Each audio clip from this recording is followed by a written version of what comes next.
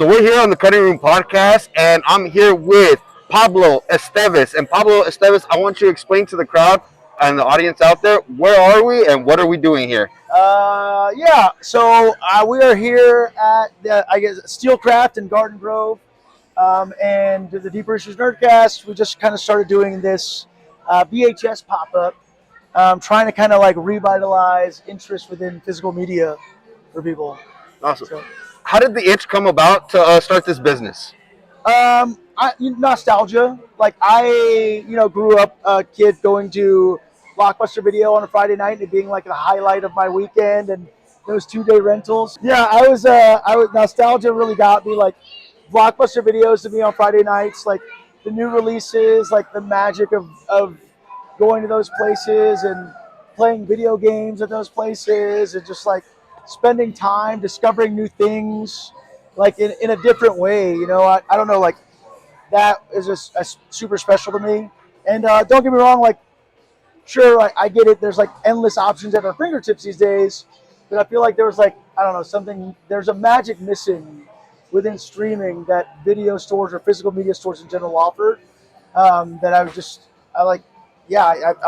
wanted. If nobody's gonna bring it back, I guess I got to do it to the best of my abilities. So, going back to VHSs and films, what are your top 5 films of all time? Man, that is such a loaded question. In a specific order, I'm gonna say there's Who Framed Roger Rabbit. It's probably up there. That could be my number one. Which you've interviewed the person that voiced Roger Rabbit. Yeah, Charles Fleischer, absolutely. Dude, I love that movie with it got me. That was the first time as a kid that I discovered kind of what movies could be. Mm-hmm. And it awoke something within me. And that movie still has a super special place. And that's also a movie from a filmmaking standpoint that like is very much like about details, and almost like details that maybe the average person won't notice, mm-hmm. but as a creator is like very satisfying. The Social Network is up there for me.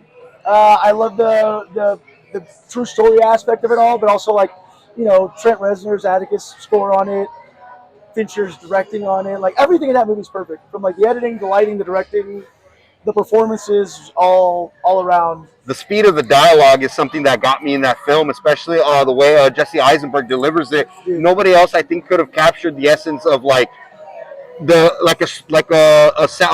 electrical board of a computer. That his dialogue was just like that. It was great. It's flawless in my opinion. It's like one of the few movies that I'll be like, this could be a perfect film. Let me see. Dang, dude, those are the two that come to the top of my head right now. Mm-hmm. But it's like, I'm like such a... It happens, especially to me. Sometimes someone asks me that question, and it's too much to everything flows at once. Because I'm such a nerd. Monster Squad. Yes! Although Monster Squad, special place in my heart. Also just like horror movie, but kids horror movie. A couple little dated things, but it's like still magical. It paved the way for all that, like, Fan of the Goonies, even Stand By Me, Stranger Things. Like Monster Squad's my thing in that. I'm a massive Ghostbusters nerd. Okay. So I'm gonna throw Ghostbusters in there. Like Ghostbusters is my fandom.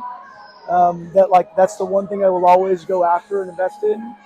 And then, man, number 5. And I'm probably gonna of course, say something and then think about something else completely different later. I feel like I want to give you a smart answer, but then I also want to give like a silly answer. Shit. Can we come back to this one? We could. Event Horizon. I'll throw Event Horizon in there. Okay. As it's a horror film, it's probably one of my, if not my favorite horror film. Yeah, let's go for that for now. Perfect. And then I'm going to ask you something. I ask every guest that comes on to the Cutting Room Podcast and joins me here. We're going to start off and get your creative gears going. Okay. The Pablo Estevez biopic has been greenlit. Okay. You have creative control. Who's directing your film? Who's directing it? Kevin Smith. Perfect. It's going to have great music, great dialogue, and just a great film overall. Yeah. I love Kevin Smith. I'll give it to Kevin Smith. He'll do it efficiently. And I'm just a big nerd, so. Title of the biopic. Oh, man. So Dang, I don't know. It's the luckiest nerd on the planet. Hey, that's a good one. That's a good title. That's how I feel right now. Yeah. Opening title sequence song. Man, that's a good one. Let's see. Getting the creative juices flowing for real. Opening title sequence song. Something by Foxy Shazam. Wanna Be Angel by Foxy Shazam. Okay. Yeah, I know Foxy Shazam recently kind of blew up from Peacemaker, but I saw them in a shitty little tiny venue in Medway, Louisiana. That was an all ages venue that like probably fit like 150 people in it tops, and I fell in love with them ever since when I was like I think like 17 or whatever. And yeah, "Wanna Be Angel" by Foxy Shazam. Who's portraying Pablo Estevez? Well, I hope Pedro Pascal. Okay. But Nice. I don't, That's great choice. No, yeah, it's a great choice. I don't know, man. I'll leave that up to Kevin. Okay. I don't, Knowing Kevin, he'd have like don't opinionate. It's the way I want it and the way I wrote it and everything. yeah, So. yeah. I don't know. Hopefully, somebody young and far more attractive. Like that's what they do with those biopics. They get somebody way more attractive than the real person. So that's what I'm hoping for. Last question on this one: how does it end? Man, I don't know. I ask myself that all the time. Hopefully, quietly in my bed, asleep at an old age. Nice. I don't know, man. Hopefully, with just a connection of people. Like people connected through